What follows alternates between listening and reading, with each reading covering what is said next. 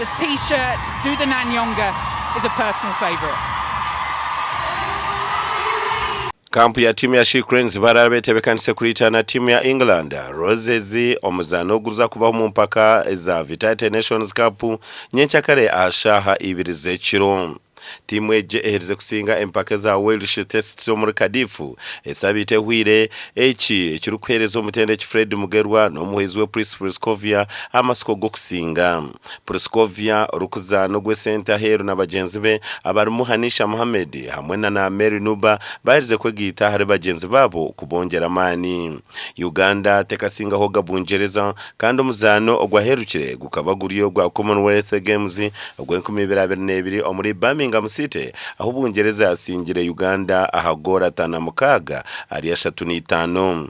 She Cranes endize mizane ibaraze kuzana naza kubara umugwa New Zealand hamwe na Australia kandi pakeze eziri kutandukanye ncyakare niza kwenderebera 28 byokwezoko omuchaye cha Direct Arena omurembo Leeds. The purpose with this team has always been to lift the young girls and make them better and better.